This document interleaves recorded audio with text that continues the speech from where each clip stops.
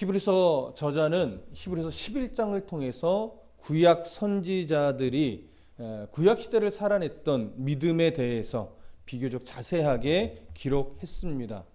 왜 기록을 해 놓았었냐면 더 나은 본향을 바라는 믿음이 어떻게 이어져 왔는가, 그들이 더 나은 본향을 바라보면서 믿음을 잃어버리지 않았던 그 믿음의 힘이 어디서부터 왔는가, 이런 것들을 구체적으로 알려주기 위함이었습니다. 그래서 창조에서부터 시작해서 또 아브라함을 거쳐서 그 다음에 여리고성을 정복할 때의 사건까지 쭉 나열하면서 그 사이사이에 믿음의 선진들로서 모범을 제시하고자 하는 인물들을 끄집어내면서 그들에 대해서 나름대로 좀 상세하게 기록을 했었죠. 그렇게 믿음의 구약시대를 살았던 믿음의 선진들에 대한 이야기를 끄집어냈던 이유는 그들이 가지고 있던 믿음의 행위 자체를 자랑하려는 것은 아니었습니다. 방금 말씀드렸듯이 히브리서 저자가 보여주고 싶었던 것은 무엇이냐면 아직 성취되지 않은 믿음, 그들에게 있어서 아직 성취되지 않은 그 믿음, 그 약속이 반드시 성취될 것이라고 하는 무엇을 가지고 그들은 살았어요? 그런 믿음을 가지고 살았어요. 약속이 성취된 것을 보지는 못했어요. 그러나 그 약속은 반드시 이루어질 것이다 라고 하는 그 믿음을 가지고 그 구약 시대의 환난과 여러 어려운 시기들을 그들은 믿음으로 견뎌내며 삶을 살았다라고 하는 것이죠. 그 믿음의 인내, 그 믿음의 견딤, 사실은 그걸 보여주고 싶었던 것입니다. 오늘 본문은요, 바로 그렇게 창조부터 아브라함을 거쳐서 여리고성을 정복할 당시까지의 믿음의 선진들을 쭉 자세하게 나열했던 것을 오늘은 정리를 하는데, 어떻게 이제 마무리를 짓냐면 그 이후에 사사시대의 인물들과 왕정시대 초기의 인물들을 가볍게 나열합니다. 가볍게 나열하면서 이제 왜 그들의 믿음을, 선진들의 믿음을 제시했는지를 마무리하면서 우리들의 믿음을 정리해주는 그런 내용이 됩니다. 자, 그 부분을 좀 이제 오늘 살펴보면서 마무리를 할 텐데, 먼저 32절을 읽어보겠습니다. 32절 시작.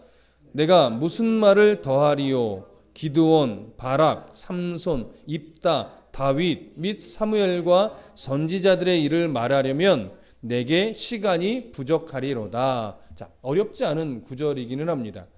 시작을 이렇게 하죠. 내가 무슨 말을 더하리요? 자, 이 표현이 무슨 말이냐면, 지금까지 내가 창조부터 아브라함을 거쳐 여리고성의 정복 때까지 믿음의 선진들을 쭉 나열하면서 그들의 믿음에 대해서 내가 설명해 왔는데, 지금 그들에 대한 설명으로 내가 말하고자 하는 어떤 믿음의 본질과 믿음의 결과에 대한 설명은 충분하다고 본다라고 하는 그런 의미예요. 그러니까 사실은 더 이상의 다른 선진들을 끄집어내면서 또 믿음에 대해서 더 이상 설명할 필요가 있다 없다? 없다라고 하는 거예요. 그러니까 지금까지 내가 나열해서 설명한 것만으로도 사실은 내가 하고 싶은 믿음에 대한 이야기로는 충분하다라고 하는 거죠. 굳이 더 말할 필요는 없을 것 같다. 그럼에도 불구하고 또 부연해서 이름들을 꺼내놓죠. 그 이름이 누구냐면 기드온, 바락, 삼손, 입다, 다윗, 그리고 사무엘, 그리고 이름은 밝히지 않지만 선지자들, 이렇게 표현을 합니다. 이들의 일을 말하려면 뭐가 부족하대요? 내게 시간이 부족하대요. 그러니까 할 말은 믿음에 대해서 선진들의 예를 들어서 설명하려고 하면 뭐 한도 끝도 없다는 얘기죠. 그러니까 그 이름들을 다 끄집어내면서 굳이 이제는 설명할 필요는 없을 것이다, 이런 얘기입니다. 그러면서 대표적으로 사사시대 인물 기드온, 바락, 삼손, 입다까지는 사사시대 인물이죠. 그 다음에 다윗과 사무엘은 언제 인물이에요? 왕정시대 초기 인물입니다. 그리고 나서 이제 선지자들은 그 구약시대 전반적으로 일어났던 여러 선지자들을 의미하는 걸 겁니다. 자, 그럼 한번 생각해 보십시오. 앞에 거론되었던 여러 믿음의 선진들도 마찬가지지만 지금 여기서 이름만 거론했던 기드온이나 바락이나 삼손이나 입다나 다윗, 사무엘들은 그들의 믿음의 행위가 온전한 자들이었습니까? 그렇지 않죠. 그들도 역시 행위적인 차원으로 보면 참 연약한 것이 많았던 인물입니다. 여러분, 기드온 하면 뭐 여러 큰 사건들이 있지만 그의 연약함이라고 하면, 우리가 사사기를 강의했던 때를 더듬어 보시면 기드온의 연약함은 무엇이었습니까? 사실 매우 많았어요. 우리가 알고 있는 기드온의 명성과는 달리 기드온의 연약한 모습은 참 많았어요. 우유부단했던 인물입니다. 겁이 무지하게 많았습니다. 그래서 하나님의 명령을 알고도 수차례 확증을 구했었던 인물입니다. 그렇게 해서 전쟁에서 승리한 이후에도 그는 연약한 흔적이 있었어요. 어떻게 했죠? 왕이 되진 않겠다고 멋지게 거절했는데 실제로는 왕과 같은 권세를 누렸죠. 뿐만 아니라 그 권세를 아들들에게까지도 이어줬던 그런 슬픈 역사가 기드온에게는 있었습니다. 그러나 히브리 저자는 지금 그의 연약함보다는 뭘 보고 있어요? 결국 그는 하나님의 손에 쓰임 받았던 인물이다. 이거 하나를 보는 겁니다. 이런 바락은 어떤 인물입니까? 사사시대 드보라, 여선지자 드보라 때 인물이죠. 이 바락은 많은 이야기는 없지만 어떤 연약함이 있었어요? 하나님의 바락을 전쟁에 앞선 장수로 쓰려고 했는데 그는 어떻게 반응했습니까? 나는 자신 없다고. 나는 안 나간다고. 그러면서 하나님을 의지하지 않고 누구를 의지했어요? 여선지자 드보라를 의지했어요. 결국 그래서 전쟁의 영광을 바락이 얻지 못했습니다. 여인에게 돌아갔죠. 그런 연약함이 있었습니다. 그럼에도 불구하고 이 사람을 믿음의 선진으로 제시한 이유는 뭐예요? 결국 하나님께 그도 쓰임 받았다라고 하는 사실. 삼손, 너무나 유명한 삼손. 그러나 우리가 알고 있는 것만큼 삼손은 영웅은 아니었습니다. 그가 갖고 있던 가장 큰 연약함은 뭐였습니까? 여자에 너무 약해서 하나님의 사명을 이루는 것보다 여자를 좋아하는 것이 훨씬 더 많이 앞섰었죠. 그래서 사사로서의 역할은 사실은 하나도 못했다고 봐야 됩니다.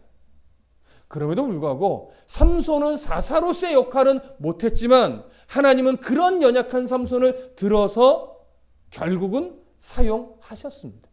그래서 삼손도 믿음의 선진으로 이 자리에 기록될 수 있었던 겁니다. 여러분, 사실은 입다는 사사 같지 않은 사람입니다. 사사로 이름을 올리기도 참 부족한 인물입니다. 입다에 있어서 가장 안타까운 기록은 뭐예요?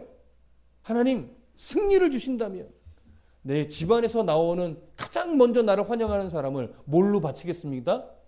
제물로 바치겠습니다. 하나님은 인신제물을 원하는 신이 아닙니다. 그럼에도 불구하고 그는 이방인들의 풍습을 따라 하나님, 내가 승리만 주신다면 나를 환영하러 가장 먼저 나오는 사람을 제물로 바치겠습니다 했다가 누구를 제물로 바친 것으로 보여져요? 자기의 딸을 진짜 인신 제물로 바친 것으로 여겨집니다. 그런 참 말도 안 되는 안타까움을 가지고 있는 사람임에도 불구하고 결국 그도 누구의 손에서 쓰임 받았어요? 하나님의 손에 쓰임 받았어요. 그거 하나를 보고 여기에 이름이 올려져 있는 겁니다. 여러분, 우리가 너무나 또 사모하는 다윗, 그의 연약함을 손꼽으려고 하면 사실은 얼마나 많습니까? 그렇죠? 자기 부하를 죽이기도 하고 죽게 만들기도 하고 부하의 아내를 취하기도 하고 그 외에 자식 교육도 사실은 실패한 사람입니다. 자식에게 쫓겨서 도망가기도 했던 인물입니다. 사실은 그는 일평생 평안함을 누려본 적이 거의 없는 인물이기도 합니다. 근데 이 다윗이 믿음의 선진으로 이름이 올라올 수 있었던 이유는 뭡니까? 그는 하나님 앞에 회개할 줄 알고 끝내 하나님 앞에 쓰임 받으며 하나님이 원하시는 왕의 모습을 가졌던 인물입니다. 그래서 올라올 수 있었죠. 여러분, 사무엘, 우리가 지금 사무엘서를 주로 위해 강의를 하고 있는데 사무엘하면 사실 별로 연약함이 보이지는 않습니다. 그럼에도 불구하고 연약한 흔적이 있었죠. 첫 번째는 어떤 흔적이 있었죠? 자녀 교육에 그리 성공한 인물 같지는 않습니다. 또 하나 뭐 있었죠? 자기가 하나님보다 더 공의로운 것처럼 사울이 폐위당한 것을 놓고 슬픔에 매여서 영적 침체까지 가며 자기의 사명을 소홀히 했던 흔적이 있었죠. 그러나 그는 결국 하나님 손에 붙들린 선지자로서의 사명을 감당하여 다윗에게 기름 부었던 그런 인물입니다. 그도 결국은 하나님께 쓰임받았던 인물이죠. 그런 의미에서 이 6 인물들은 믿음의 선진으로서 이 대열에 올라올 수 있었고, 이름은 기록되지 않았지만 여러 선지자들도 동일합니다. 그 선지자들도 믿음의 행위가 온전해서 하나님께 쓰임받은 것이 아니라 그도 연약함을 가지고 있는 우리와 성정이 똑같은 연약한 사람이지만 그는 부르심을 받아 하나님이 그들의 믿음을 세워서 끝내 하나님이 원하시는 모습대로 사용했던 인물들이기 때문에 오늘 히브리 저자는 이들의 이름을 기록하고 또 선지자들로 표현하여 믿음의 선진들의 믿음에 대해서 이야기를 하는데, 결국 이들의 믿음은 그들 안에 있습니까? 이들을 사용하신 하나님에게 있습니까? 그렇죠. 이들을 선택하여 사용하신 하나님에게 이들의 믿음의 근거가 있는 겁니다. 그렇다면 오늘 우리들이 가지고 있는 믿음의 근거도 철저하게 어디에 있지요? 하나님에게 있습니다. 우리는 연약합니다. 우리는 늘 넘어집니다. 우리는 늘 불평투성이이고 원망투성이이고 하나님의 뜻을 밝히 알지 못합니다. 늘 시간이 지나서 비로소 그때 그 일이 이런 이유였구나, 다 지나서 알게 되는 게 사실은 우리지요. 우리가 얼마나 믿음의 멋진 모습을 보이면 얼마나 또는 몇 번이나 보였겠습니까? 그럼에도 불구하고 우리가 믿음의 사람인 이유는 우리의 믿음이 훌륭해서가 아니라 우리를 붙잡으신 하나님의 손길이 한 번도 그 손을 놓으신 적이 없기 때문에, 그래서 우리는 믿음의 사람이지, 여러분, 우리가 기도를 많이 해서 믿음의 사람이 아닙니다. 우리가 예배를 잘 드려서 믿음의 사람이 아닙니다. 우리가 세상 속에서 정말 믿음의 사람답게 삶을 온전히 살아내서 우리가 믿음의 사람인 것 아닙니다. 그러나 우리는 믿음의 사람이에요. 왜요? 하나님이 우리를 믿음의 사람으로 부르셨고, 하나님이 우리를 믿음의 사람으로 보고 계시고, 하나님이 우리를 믿음의 삶에서 떠나지 못하도록 끝까지 우리를 붙잡아 주시기 때문에, 그래서 우리는 모두가 다 믿음의 사람입니다. 그래서 우리의 이름은요, 여기에 기록되어도 부끄럽지 않은 이름입니다. 여러분, 무슨 말씀인지 아시겠습니까? 이 안에 믿음의 사람으로 정은지 기록되어 있어도 부끄럽지 않은 이름이란 말이에요. 이태희 기록되어도 개인적으로 너무나 부끄러워서 감히 어떻게 제가 이렇지만, 하나님은 그런 우리의 이름을 여기다가도 넣으실 수 있는 분이라는 사실이죠. 그게 우리의 힘이에요. 그 믿음의 근거는 철저하게 하나님에게 있다라고 하는 것, 우리가 잊지 않으셨으면 좋겠습니다. 우리를 포기하지 않으시는 하나님은 결국 우리의 믿음을 다듬어 믿음의 사람으로 아름답게 빚으시는 그 은혜가 있고, 우리는 그 은혜로 살아갑니다. 자, 이제 조금 더 구체적인 내용으로 들어갑니다. 33절부터 37절까지 함께 읽겠습니다. 시작. 그들은 믿음으로 나라들을 이기기도 하며 의를 행하기도 하며 약속을 받기도 하며 사제들의 입을 막기도 하며 불의 세력으로 멸하기도 하며 칼날을 피하기도 하며 연약한 가운데서 강하게 되기도 하며 전쟁에 용감하게 되어 이방 사람들의 진을 물리치기도 하며 여자들은 자기의 죽은 자들을 부활로 받아들이기도 하며 또 어떤 이들은 더 좋은 부활을 얻고자 하여 심한 고문을 받되 구차히 풀려나기를 원하지 아니하였으며 또 어떤 이들은 조롱과 채찍질 뿐 아니라 결박과 옥에 갇히는 시련도 받았으며 돌로 치는 것과 톱으로 켜는 것과 시험과 칼로 죽임을 당하고 양과 염소의 가죽을 입고 유리하여 궁핍과 환난과 학대를 받았으니. 자, 여기에 지금 기록된 내용들은요, 모두가 다 믿음의 선진들이 어떤 환경에서 믿음의 흔적을 발이 가졌는가를 제시하는 겁니다. 특별히 32절에 이렇게 시작하죠. 33절에 그들은, 여기서 말하는 그들은 누구일까요? 가깝게는 32절에 기록되어 있는 6명의 믿음의 선진과 또 선지자들로 표현된 이들일 수 있겠죠. 그러나 그들에게만 국한시킬 필요가 없습니다.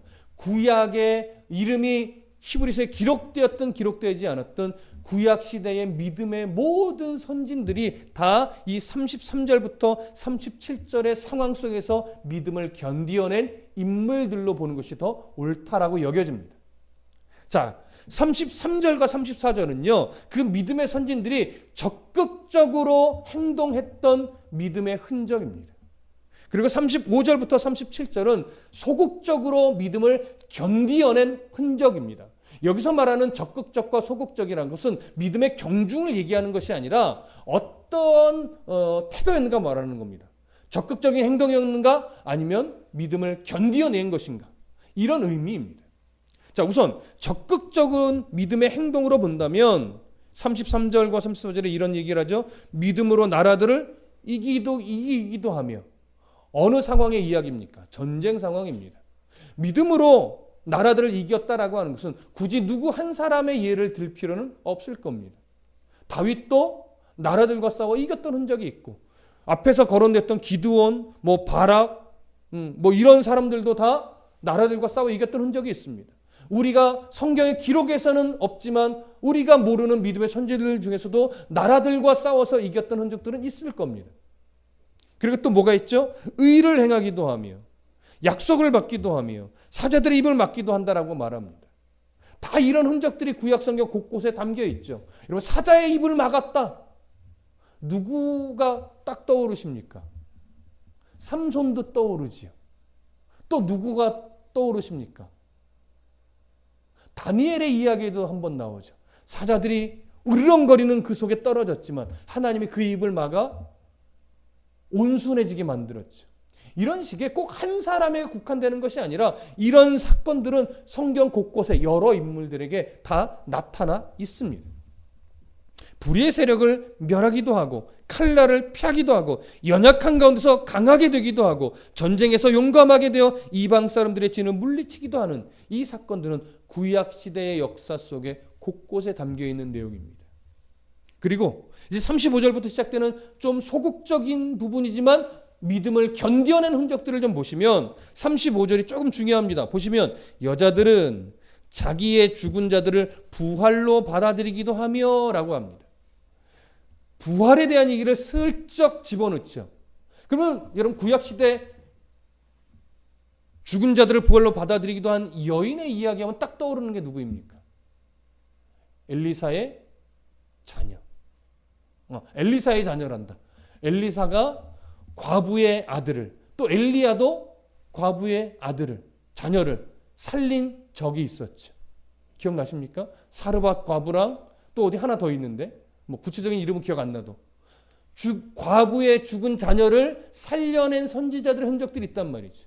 이런 것들이 바로 오늘 여자들은 자기의 죽은 자들을 부활로 받아들이게 했다라고 하는 내용에 부합할 겁니다. 근데 이 내용을 은근히 어떤 내용으로 연결하냐면, 또 어떤 이들은 더 좋은 부활을 얻고자 하여 심한 고문을 받되 구차히 풀려나기를 원하지 아니하였으며 라고 합니다. 여러분, 더 좋은 부활, 무엇을 말하는 걸까요?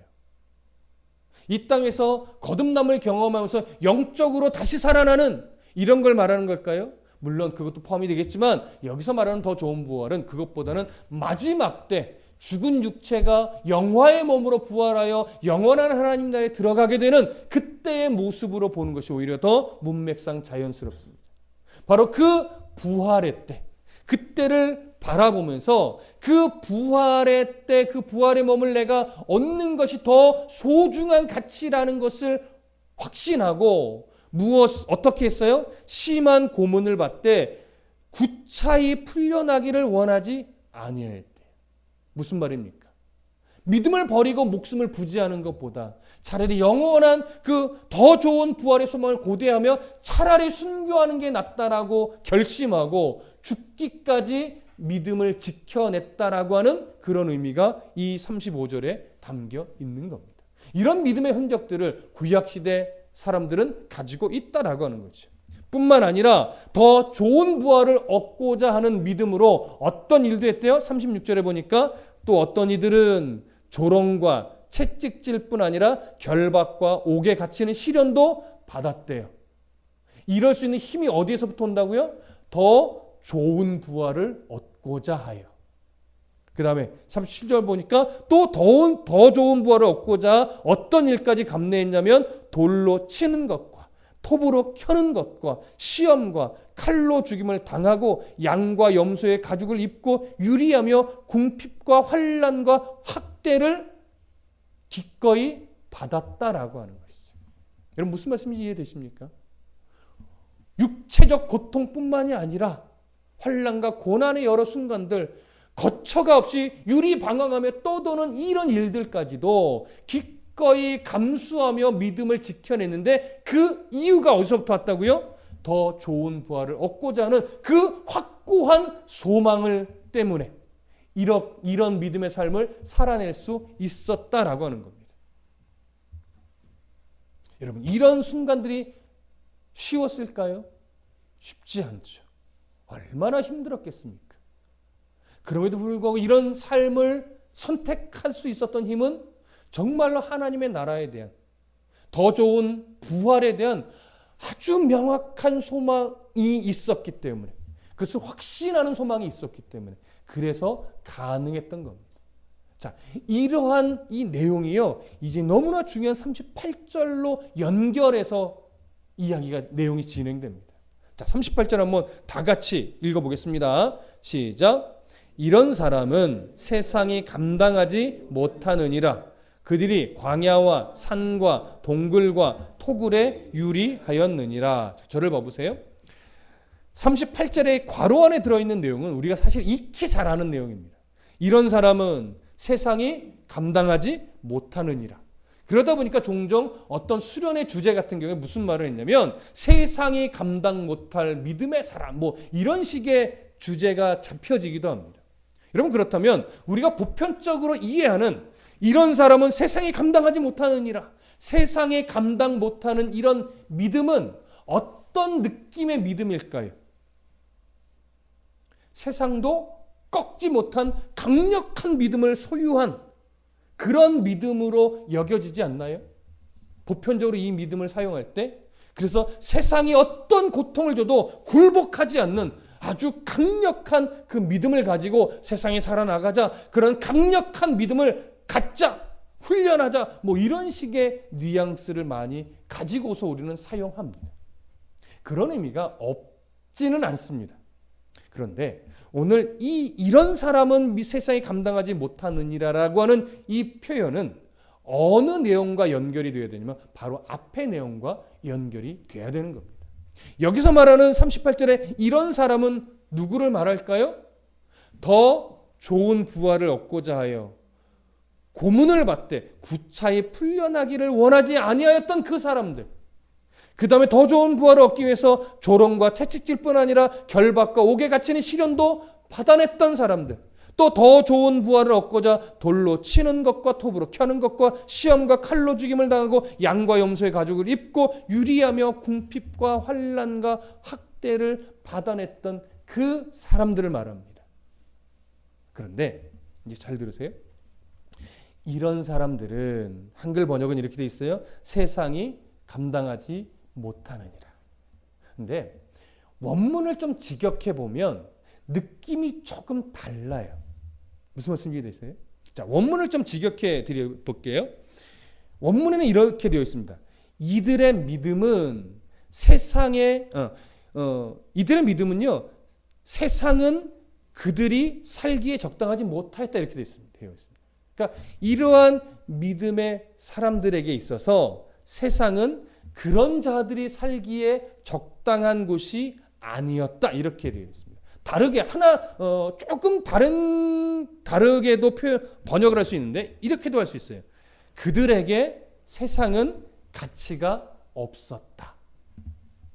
여러분 이게 무슨 의미일까요? 뒷내용과 좀 연결해 보면 이런 겁니다. 세상은 그들이 살기에 적당하지 못하였기 때문에 그들에게는 이 세상이 가치가 없었기 때문에 그들이 광야와 산과 동굴과 토굴에서 유리하였느니라. 유리방황했다는 거죠. 이런 의미로 이렇게 이 38절은 연결이 됩니다. 그렇다면 오늘 이 38절은 어떤 의미로 우리가 이해해야 되느냐? 제가 풀어서 좀 설명을 들어볼게요. 이렇게 풀어서 설명드릴 수 있어요. 그들은 세상의 모든 환난과 고통을 받으면서 이 세상에 가치를 두지 않게 되었다라고 하는 거예요. 그래서 그들은 광야와 산과 동굴과 토굴로 떠돌아다니며 살았다라고 하는 것이죠. 그리고 또 한 가지 의미를 좀 더 덧붙이자면 어떻게 덧붙일 수 있냐면 더 나은 부활, 더 좋은 본향에 대한 확고한 소망으로 인해서 유리방황하는 삶을 불행으로 여기지 않고 불평하지도 않았다라고 하는 거예요. 자, 조금 앞의 내용, 이 세상이 감당하지 못하는 일이라는 것과 좀 매치가 되나요? 아직 덜 매치가 될 수 있어요. 자, 조금 더 쉽게 정리해 볼게요.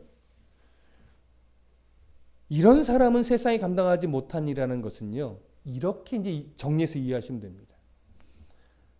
세상에 무릎 꿇지 않는 강력한 믿음도 이 안에 담겨 있지만 환난과 고통과 이런 35절부터 37절의 상황들을 겪어내면서 그들은 어떤 믿음의 시선을 갖게 됐냐면 이 세상은 내가 영원히 살 곳이 아니라는 걸 깨달았다는 거예요.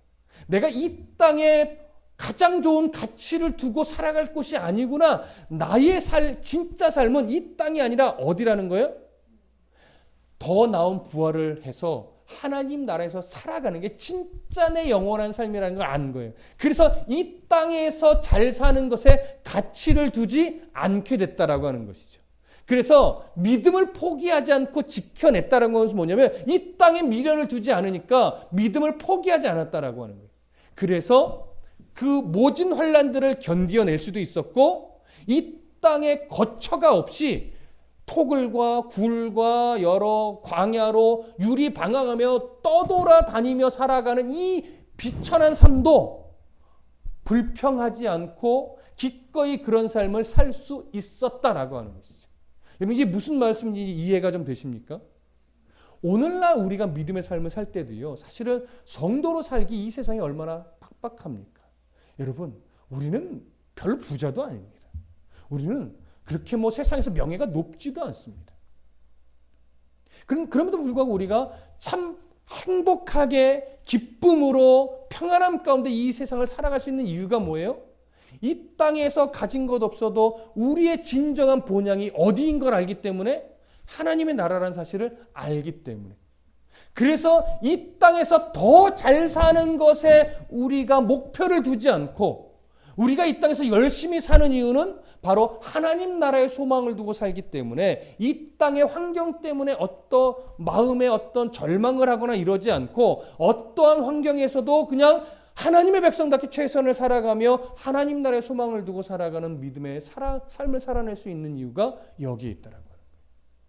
그러니 하나님 나라의 백성이라는 이 사실, 내가 더 좋은 부활을 하는 믿음의 사람이라는 이 사실이 우리 안에 명확하게 자리 잡지 않으면 이 땅의 환난과 고난 속에서 타협하는 인생이 될 수밖에 없는 거예요.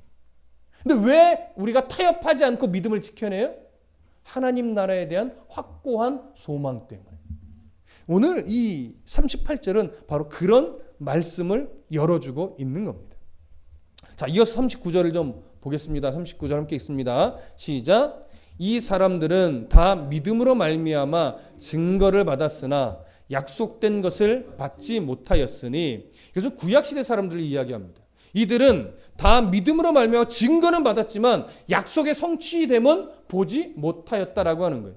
그러니까 약속이 분명하게 성취된다라고 하는 믿음의 증거만 붙잡고 살았던 사람들이 누구예요? 이것이 구약시대의 믿음의 선진들이에요. 그러면서 이 내용을 40절에 이렇게 연결합니다. 중요한 구절에 한번 함께 읽어보겠습니다. 시작. 이는 하나님이 우리를 위하여 더 좋은 것을 예비하셨은즉 우리가 아니면 그들로 온전함을 이루지 못하게 하려 하심이라. 쉬운 것 같으면서도 조금 어렵습니다. 자, 40절 다시 차근차근 보세요. 이는 하나님이 우리를 위하여 더 좋은 것을 예비하셨어요. 더 좋은 것이 뭡니까? 마지막 때 영화로운 몸으로 부활하여 하나님이 예비하신 새하늘과 새 땅에 우리가 들어가서 하나님과 영원토록 가장 복된 삶을 누리게 되는 거예요. 그게 바로 더 좋은 것, 예비된 더 좋은 것입니다. 그 완성된 나라에 들어가기 위해서 우리가 아니면 그들로 온전함을 이루지 못하게 했대요. 여기서 우리라는 것은 뭐냐면 신약 시대를 살아가는 우리 성도들입니다. 그리고 그들이라는 것은 구약 시대 믿음의 선진들입니다. 그들로는 온전함을 이루지 못한대요. 누가 아니면? 우리가 아니면. 신약 시대 성도가 아니면 구약 시대 선진들의 믿음은 온전하게 되지 못한대요. 이게 무슨 말이냐? 이 부분이 정리되면 오늘 본문이 마무리가 되는 겁니다. 잘 들어보십시오. 구약 선진들의 믿음은요, 이렇게 정리할 수 있습니다. 오실 메시아로 인해서 약속이 성취될 것을 바라보는 믿음이에요. 이 말 무슨 말씀 이해되시죠? 아직 초림하시기 전이니까 오실 메시아로 인해서 약속이 성취될 것을 바라보며 살았던 믿음이 구약시대 선진들의 믿음이에요. 그러면 신약시대 성도들의 믿음은 어떻게 말할 수 있느냐? 오신 메시아로 인해서 성취된 약속이 다시 오실 메시아로 인해서 완성될 때를 바라보는 믿음이에요. 그 믿음을 가지고 살았던 것, 그리고 살아가는 것이 신약시대 성도들의 믿음입니다. 따라서 약속의 성취를 바라보며 환난과 고난을 견디어냈던 구약 선진들의 믿음을 신약시대 성도들은 근거로 합니다. 그 믿음의 유산을 가지고 근거로 해서 어떤 믿음을 이루어내느냐? 성취된 약속의 완성을 바라보면서 환난과 고난을 또 견디어내는 믿음이에요. 그리고 그 믿음이 언제까지 지속돼야 되냐면 마지막 때까지 그 믿음이 이어져서 지속될 때 비로소 하나님의 약속이 어떻게 돼요? 완성되어서 온전함을 이루는 거예요. 그러니 하나님의 약속이 성취되고 완성되기까지는 구약시대 선진들이 믿음으로만은 불완전하죠. 신약 성도들의 믿음이 끝까지 가야 이것이 완성이 되는 겁니다. 그래서 완성된 약속의 때 우리는 더 좋은 부활을 이루어서 하나님이 예비해 놓으신 영원한 하나님의 나라에 들어가서 영원한 복락을 누리는 그런 삶을 살아가게 되는 것이죠. 이런 의미로 볼 때 구약 선진들의 믿음과 신약 성도들의 믿음이 같습니까? 다릅니까? 같습니다. 동일하게 한 방향으로 가고 있는 거예요. 그래서 구약시대 선진들의 믿음과 신약시대 성도들의 믿음이 함께 어우러져서 끝까지 갈 때 비로소 완성된 믿음의 자리로 가게 되는 겁니다. 그런 의미가 바로 40절의 내용이에요. 한번 다시 읽어드릴게요. 이는 하나님이 우리를 위해서 더 좋은 것을 예비하였은즉 우리가 아니면 그들로 온전함을 이루지 못하게 하려 하심이라. 구약 선진들의 믿음이 진짜 옳은 믿음이었다라고 하는 것을 증명하려면 누가 잘해야 돼요? 우리가 믿음을 잘 지켜가야 되는 겁니다. 그래서 또 우리의 믿음이 왜 중요하냐? 오늘을 살아가는 우리들은요, 예수님이 이 땅에 오셔서 약속된 선진들 때부터 주신 그 약속을 또 우리 때 성취된 그 약속이 완성되게 하기 위해서 오실 거란 말이에요. 다시 오셔서 우리를 영원한 하나님 나라로 인도하여 가실 때까지 우리의 믿음이 후세대들에게 좋은 믿음의 길잡이가 될 수 있도록 우리가 바른 믿음의 삶을 살아가야 될 책임이 우리에게 있기 때문입니다. 믿음의 선진들이 좋은 믿음의 길잡이가 되어 주었던 것처럼 또 신약시대 초기의 선진들이 우리들에게 좋은 믿음의 길잡이가 되어 주셨던 것처럼 우리도 다시 오실 주님을 만날 때까지 우리 믿음의 후세대들에게 좋은 믿음의 길잡이가 되어 주셔야만 하는 겁니다. 그래서 지금 우리의 믿음이, 지금 어른들의 믿음이 너무나 중요하다는 것, 우리 다시 한번 마음에 새기시고 이 길잡이가 되는 믿음의 책임감 끝까지 부여잡으시고 더 바른 믿음의 흔적들을 많이 가져가 주시기를 간절히 부탁드립니다. 기도하겠습니다.